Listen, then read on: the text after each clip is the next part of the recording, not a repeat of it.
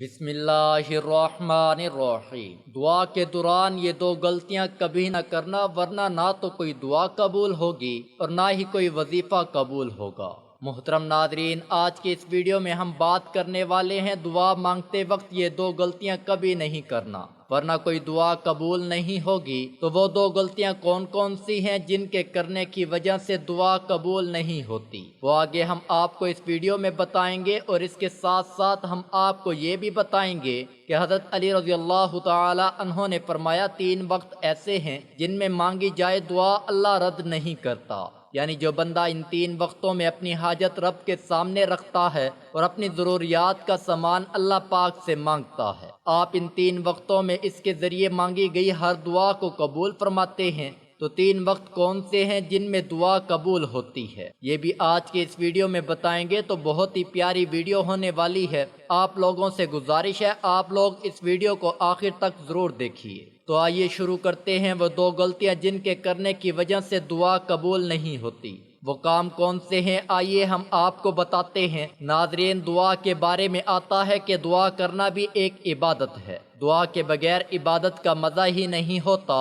جو بندہ دعا نہیں کرتا اس کے دل کو سکون نہیں ملتا۔ دعا کے اندر اللہ پاک نے سکون رکھا ہے۔ لوگ دعائیں تو بہت مانگتے ہیں لیکن دعا کے اندر غلطیاں بھی کرتے ہیں جن کی وجہ سے ہماری دعائیں قبول نہیں ہوتی۔ اللہ پاک سے شکایت کرتے ہیں، لوگوں سے شکایت کرتے ہیں کہ ہماری دعائیں قبول کیوں نہیں ہوتی۔ تو ایسی غلطیاں ہیں جو اکثر لوگ دعاؤں میں کرتے ہیں، لیکن ہم اپنے گناہ معاف نہیں کراتے۔ ہمارے گناہ اتنے زیادہ ہوتے ہیں کہ دعا کے اندر قبولیت میں وہ رکاوٹ بنتے ہیں۔ جیسے کوئی بندہ اللہ پاک کی نافرمانی کرتا ہے اور اس کے بعد توبہ کیے بغیر دعا کرتا ہے تو اس کی دعا قبول نہیں ہوگی، کیونکہ دعا کے آگے گناہ آ جاتے ہیں۔ اس لیے جب گناہ کرے تو اللہ پاک سے معافی مانگ لے۔ ایک اللہ کے ولی سے پوچھا گیا کہ ہماری دعائیں قبول کیوں نہیں ہوتی، تو انہوں نے کہا کہ گناہوں کی وجہ سے ہماری دعائیں قبول نہیں ہوتی ہیں۔ اور دوسری غلطی جس کی وجہ سے ہماری دعائیں قبول نہیں ہوتی تو وجہ یہ ہے کہ 2-4 مرتبہ زیادہ سے زیادہ 10 منٹ مانگ کر مایوس ہو جاتے ہیں، یعنی کہ امید چھوڑ دیتے ہیں، نا امید ہو جاتے ہیں۔ انسان یہ سوچنے لگتا ہے کہ میری دعا قبول ہی نہیں ہو رہی ہے تو مانگنے کا کیا فائدہ، لیکن انسان یہ نہیں سوچتا ہے کہ ہو سکتا ہے کہ اس میں اللہ پاک کی کوئی نہ کوئی حکمت ہو۔ نبی کریم صلی اللہ علیہ وسلم نے ارشاد فرمایا کہ بندے کی دعا اس وقت تک قبول نہیں کی جاتی جب تک وہ دعا میں جلدی نہ کرے۔ جیسے ہی بندہ دعا کرنے کے بعد جلدی کرے گا، صبر نہیں رکھے گا تو اس کی دعا قبول نہیں ہوگی۔ تو دعا کے بعد صبر رکھنا بہت ضروری ہے، تبھی ہماری دعائیں قبولیت کو پہنچیں گی۔ اب ہم آپ کو بتاتے ہیں 3 ایسے وقت کے بارے میں جن کے بارے میں حضرت علی رضی اللہ تعالی عنہ نے فرمایا جو بندہ ان 3 وقتوں میں اپنی حاجت رب العزت کے سامنے رکھتا ہے وہ اپنی ضروریات کا سامان اللہ پاک سے مانگتا ہے، جیسے وہ اولاد ہی کیوں نہ مانگے یا مال و دولت ہی کیوں نہ ہو، کہ اللہ پاک اس کو یہ 3 وقتوں میں جو وہ مانگتا ہے تو اللہ پاک اس کو ضرور عطا فرماتے ہیں۔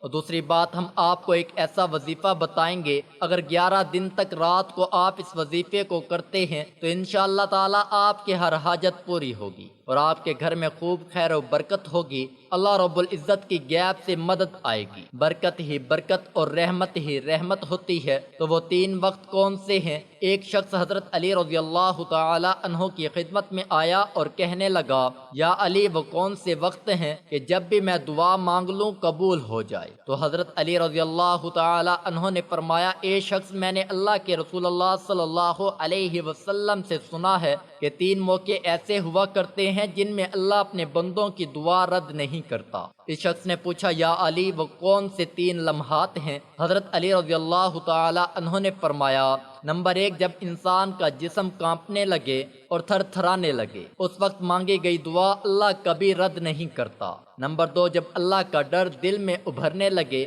اس وقت بھی انسان اگر کوئی حاجت اللہ رب العزت سے مانگتا ہے اللہ اس کی حاجت کو ضرور پورا کرتے ہیں۔ اور نمبر 3، جب انسان کی آنکھیں نم ہو جائیں تو اس وقت میں مانگی ہوئی دعا بھی رد نہیں کرتا بلکہ ضرور قبول کرتا ہے۔ اور یاد رکھنا، ان تینوں حالتوں میں انسان کائنات کی جو بھی چیز مانگے وہ اسے ضرور ملتی ہے۔ چاہے وہ صفحہ مروہ کے برابر سونے چاندی کے ہی کیوں نہ ہو۔ اب ہم آپ کو ایک ایسا وظیفہ بتائیں گے جس سے آپ مالدار ہو سکتے ہیں اور انشاءاللہ تعالیٰ آپ کے گھر میں بہت زیادہ برکت ہوگی۔ وظیفہ یہ ہے، آپ کو 11 دن تک آپ کو اللہ تعالیٰ کا اسم مبارک یا رزاقو کہ اے اللہ میری مالی پریشانی دور کر دے، مجھے زیادہ سے زیادہ روزی دے دے اور حلال روزی دے دے۔ تو یہ وظیفہ کرنے کے لیے آپ کو رات کو وضو کرنا ہے۔ وضو کرنے کے بعد آپ بستر پر بیٹھیں تو داہنے کروٹ سنت پر آپ کو لیٹنا ہے۔ پھر لیٹنے کے بعد آپ کو اپنی حاجت دل میں رکھ کر یا رزاقو کو 101 مرتبہ 11 دن تک پڑھنا ہے اور ہر رات اسی طریقے سے وضو کر کے ہی پڑھنا ہے۔ انشاءاللہ تعالیٰ کچھ ہی دنوں کے اندر آپ کی ہر حاجت پوری ہوگی اور اللہ کی مدد غیب سے آپ کے گھر میں آئے گی۔ اللہ کی رحمت اور برکت آپ کے گھر میں برسنے لگے گی۔ انشاءاللہ ہم آپ کو بتاتے ہیں کہ پیارے نبی حضور صلی اللہ علیہ وسلم نے ارشاد فرمایا، 4 چیزیں چہرے کی رونق کو ختم کر دیتی ہیں۔ نبی کریم صلی اللہ علیہ وسلم نے فرمایا، جس انسان کی زندگی میں یہ 4 چیزیں آئیں تو اس کے چہرے کی رونق چلی جاتی ہے۔ تو پیارے رسول اللہ صلی اللہ علیہ وسلم نے 4 چیزوں کے بارے میں بتایا ہے، وہ ہم آپ کو بتائیں گے۔ اس کا چہرہ بے رونق ہو جاتا ہے، اس کی زندگی سے خوشیاں جاتی رہتی ہیں۔ تو جیسا کہ آج کل کے دور میں چل رہا ہے کہ ہر انسان اپنے چہرے کی خوبصورتی کو بڑھانا چاہتا ہے اور بے سکونی سے نجات پانا چاہتا ہے، کیونکہ وہ باتیں آپ کو بتائی جائیں کہ جن سے اگر آپ پرہیز کر لیں تو آپ کا چہرہ بھی رونق دار ہو جائے، یعنی آپ کے چہرے پر رونق آ جائے گی، خوبصورتی آ جائے گی، نور آ جائے گا اور آپ کو خوشیاں ہی خوشیاں ملنا شروع ہو جائیں گی۔ پیارے نبی حضرت صلی اللہ علیہ وسلم نے ارشاد فرمایا، زنا کرنے سے چہرے کی رونق ختم ہو جاتی ہے۔ عزت نہیں کرنا، یعنی جو انسان عزت نہیں کرتا اس کی خوشیاں جاتی رہتی ہیں۔ اس کا عزت کرنا بھی کسی بھی معاملے میں ہو یا پھر روزی کے معاملے میں ہو یا کسی معاملے میں جو شخص عزت نہیں کرتا اس کی خوشیاں ختم ہو جاتی ہیں۔ اور فضول کسی بات پر بحث بنائے رکھنا اور کسی غلط کام کو بغیر کسی خوف کے ساتھ کرنا، یہ بھی خوشیوں کو ختم کر دیتا ہے اور چہرے کی رونق بھی ختم ہو جاتی ہے۔ اکثر لوگ جب کسی کام کو کرتے ہیں تو ان کے دل میں کسی طرح کا خوف نہیں ہوتا۔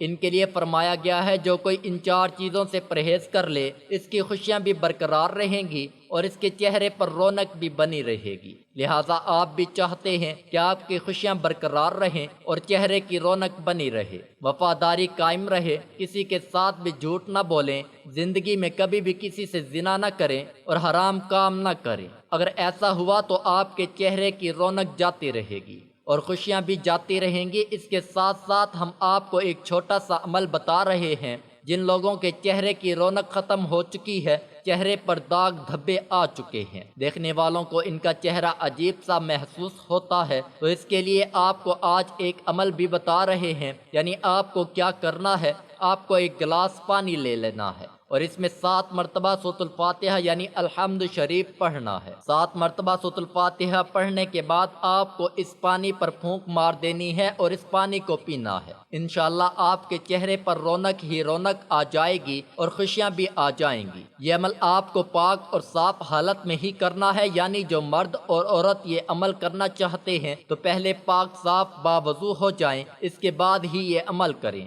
انشاءاللہ اللہ تبارک و تعالی چہرے کی رونق چمکدار بنی رہے گی۔ حضرت علی رضی اللہ تعالی عنہ نے فرمایا، جب تمہارے جسم میں یہ ایک نشانی دکھنے لگے تو سمجھ لو کوئی آپ کے لیے دعا کر رہا ہے۔ تو حضور پاک صلی اللہ علیہ وسلم نے فرمایا، پیٹھ پیچھے مسلمان بھائی کی دعا قبول ہوتی ہے، اس کے پاس ایک فرشتہ ہو دعا کرنے والے کے سر سے قریب مقرر ہوتا ہے۔ جب کوئی کسی مسلمان بھائی کے لیے دعا کرتا ہے تو فرشتہ اس پر آمین کہتا ہے اور یہ کہتے ہیں کہ مسلمان کے حق میں تو نے جو دعا دی ہے وہ تیرے لیے بھی اس جیسی نعمت کی خوشخبری ہے۔ ہمارے نبی صلی اللہ علیہ وسلم نے فرمایا، اللہ تعالیٰ فرماتا ہے، پہلے تو اس سے شروع کروں گا، یعنی تم جو دعائیں دوسروں کے لیے مانگ رہے ہو وہ سب دعائیں میں پہلے تمہارے حق میں قبول کروں گا، پہلے تمہیں ہی دوں گا، پہلے تمہیں عطا کر دوں گا۔ سب سے زیادہ قبول ہونے والی دعائیں کون سی ہیں؟ یاد رہے کہ نبی پاک صلی اللہ علیہ وسلم نے فرمایا، 5 دعائیں ضرور قبول ہو جاتی ہیں۔ پہلے نمبر پر مظلوم کی دعا، دوسرے نمبر پر حاجی کی دعا، تیسرے نمبر پر مریض کی دعا، چوتھے نمبر پر مجاہد کی دعا۔